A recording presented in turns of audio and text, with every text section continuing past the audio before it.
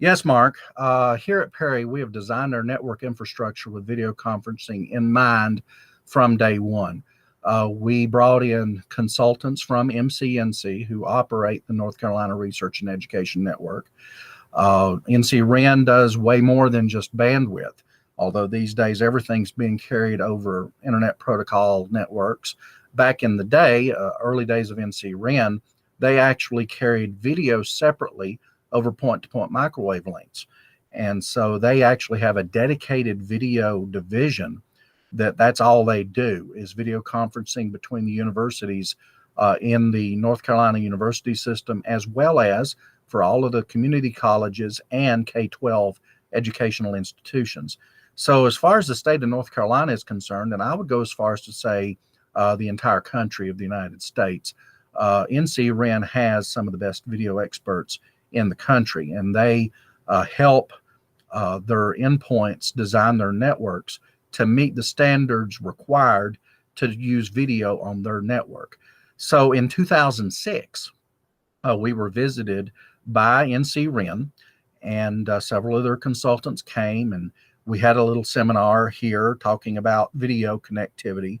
And of course, in 2006, video codecs and the technology was much more primitive.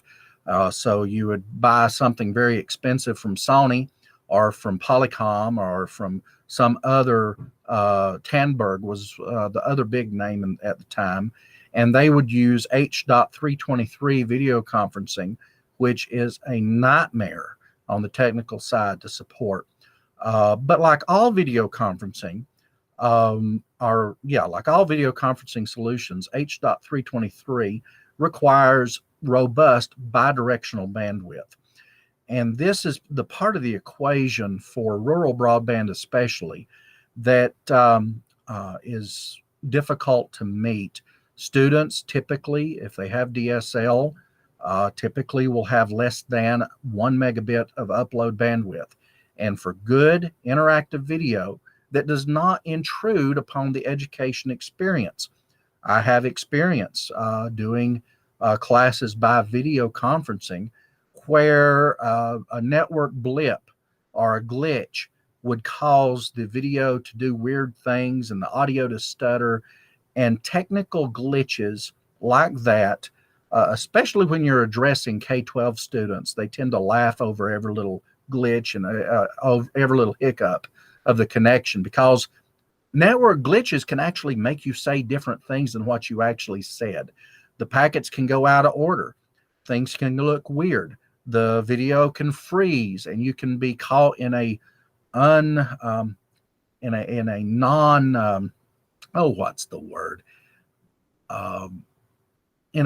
a situation or an expression that's not very flattering. That's probably the best way of putting it.